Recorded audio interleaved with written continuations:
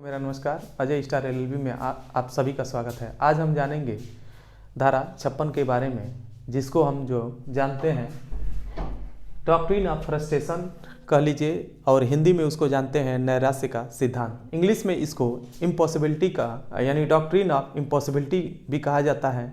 धारा 56 को विफलीकरण का सिद्धांत या व्यर्थता का सिद्धांत या विफलता का सिद्धांत यानी विभिन्न नामों से धारा 56 को जाना जाता है। आगे के क्रम में हम जब पढ़ते हैं तो ये जो है भारतीय संविधान अधिनियम के अंतर्गत ये बताया गया है, धारा 56 है। अब देखा जाए एकदम सरल तरीके से अगर समझा जाए, एकदम आसान भाषा में समझा जाए धारा 56 को, तो धारा 56 को हम देखा जाए तो क्लास वाइज 3 प्रकार में इसको हम डिवाइड कर देते हैं। इसके 3 पार्ट बना देते हैं, यानी नैराश्य के सिद्धांत को जो है 3 पार्ट में। ये यूपी पीसीएसजे के प्री में पूछता है अक्सर। तो यहाँ ये पूछता है कि नैराश्य का सिद्धांत जो है पर्टिकुलर जो धारा 56 है वो उसमें कितने क्लास बने हुए, तो 3 क्लास बने हुए। तो धारा 56 में देखिएगा, धारा 56 में 56 का क्लास 1 है, धारा 56 का क्लास 2 है, यानी 56 का क्लास 2 है, और क्या दिया गया है, धारा 56 का क्लास 3 दिया गया है। तो इसको धारा यानी फ्रस्ट्रेशन के सिद्धांत को जो है हम 3 भागों में डिवाइड कर दिए हैं। तो एक का नाम है प्रारंभिक असंभाव्यता, यानी असंभाव्यता जो होता है वो कितने प्रकार से होता है। तो असंभाव्यता जो होता है, यहाँ देख लीजिए नीचे, ये 2 प्रकार का होता है असंभाव्यता। एक होता है भौतिक असंभाव्यता होता है, और दूसरा होता है विधिक असंभाव्यता।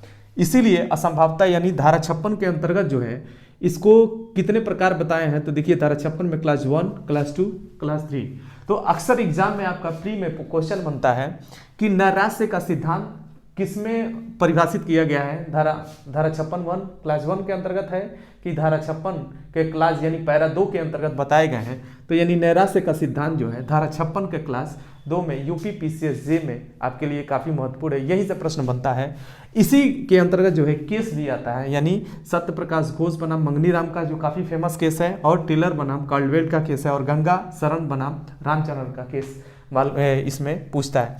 अब हम जानेंगे यहाँ पे कि जो डॉक्ट्रिन ऑफ फ्रस्ट्रेशन है इसको क्लास वाइज 3 तरीके से बताया गया है। तो ये असंभवता होती है 3 प्रकार की होती है। अगर सही मायने में देखा जाए तो असंभवता 3 प्रकार की होती है। एक होती है प्रारंभिक असंभावता, इम्पॉसिबिलिटी, दूसरा होता है पश्चातवर्ती असंभावता, तीसरा होता है वचन के अपालन की असंभावता यहाँ पे होती है। तो इसी क्रम में हम ये जानेंगे प्रारंभिक असंभावता से क्या तात्पर्य है। यह जो प्रारंभिक असंभाव्यता होती है ये करार के समय से ही, यानी जब हम करार जो संविदा के पक्षकार हैं, यानी जब वो करार करते हैं तो उसी समय ही यह करार जो है शून्य होता है, उसका हम परिवर्तन नहीं करा सकते हैं, यानी वो असंभव होता है। तो इसी को बोलते हैं प्रारंभिक असंभाव्यता।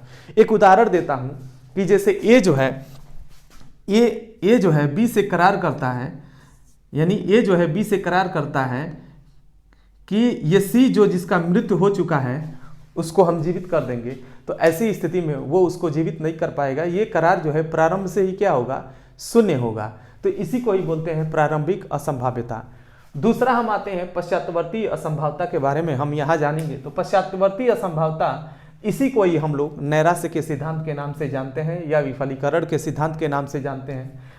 तो इसमें क्या होता है, इसका उदाहरण आप लोग समझिएगा।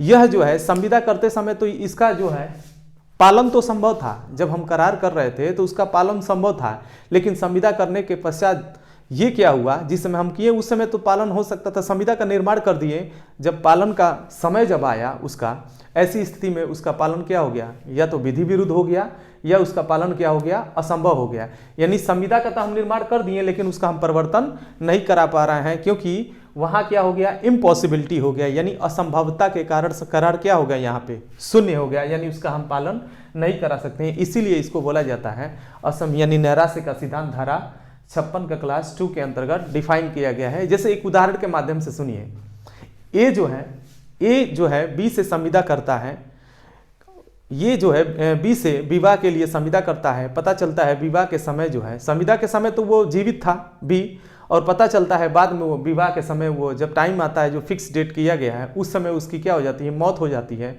तो यानी संविदा तो वैलिड हो गया, यानी संविदा के समय उसका पालन हम करा सकते हैं, लेकिन बाद में ये पता चला संविदा के पश्चात जिस सब उसका पालन कराने की बात आई तो ऐसी स्थिति में उसकी मृत्यु हो जाती है।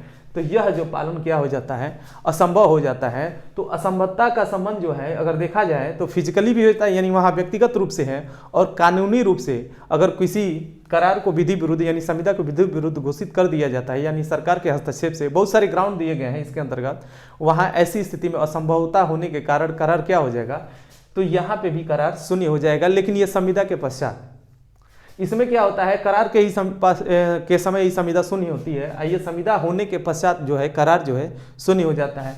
तीसरे में हम आते हैं, यानी जब तीसरे का जब हम पढ़ते हैं धारा 56 का क्लास 3 के अंतर्गत जो है, इसमें क्या होता है, इसमें भी करार जो है वचन के पालन की असंभवता के कारण इसके भी के अंतर्गत भी करार क्या होता है, शून्य हो जाता है। देखिए जब ए और बी आपस में करार करते हैं, एक उदाहरण के माध्यम से किसी बिंदु को लेकर आपस में करार करते हैं, ए को पता है, वचनदाता को, यानी वचनदाता को पता है कि जो हम करार कर रहे हैं वो विधि विरुद्ध है, वो विधि विरुद्ध है, अवैध है, लेकिन वो वचन ग्रहीता को नहीं मालूम रहता है। ऐसी स्थिति में जो है बाद में वो करार क्या होता है कि अगर असंभव हो जाता है, संभव होने का हो जाने के कारण अगर शून्य हो जाता है, तो ऐसी स्थिति में यानी नुकसान किसको हो रहा है, तो वचन ग्रहीता को हो रहा है। तो वचन ग्रहीता के अपालन से, यानी अगर वो संविदा का पालन नहीं करा पाता है, इनके तथ्यों को छिपा देने के कारण से, ऐसी स्थिति में उसको जो लॉसेस होता है, तो उस लॉसेस की भरपाई यानी प्राप्त करने के लिए वो न्यायालय से क्या कर सकता है, प्रतिकर का दावा कर सकता है।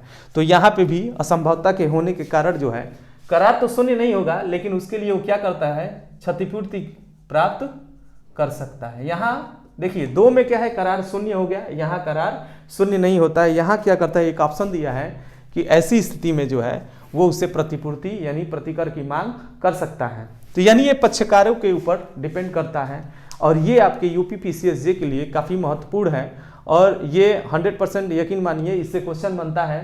तो ये जो है इसको अच्छे से तैयार कर लीजिएगा। इसको कई नामों से, विभिन्न नामों से जाना जाता है। एकदम सरल शब्दों में हमने आपको समझाया है कि डॉक्ट्रिन ऑफ फ्रस्ट्रेशन जो है वो उसको समझने के लिए इसके 3 प्रकार में इसको संभाव्यता को देख लीजिए। फ्रस्नेरास के सिद्धांत को धारा 56 को 3 खंडों में विभाजित किया गया है। धारा 56(1) प्रारंभिक असंभवता, धारा 56(2) जो है पश्चातवर्ती असंभवता, और तीसरा जो है वचन के पालन की असंभवता, यानी धारा 56(3) के अंतर्गत। अब इसी के साथ अपनी बात को समाप्त करता हूं। मेरे चैनल को लाइक करें, लाइक करें, सब्सक्राइब करें, और ज़्यादा से ज़्यादा इसे शेयर करें, ताकि जब भी कोई नया वीडियो अपलोड करूं तो उसका नोटिफिकेशन आप तक चला जाए। बहुत बहुत धन्यवाद।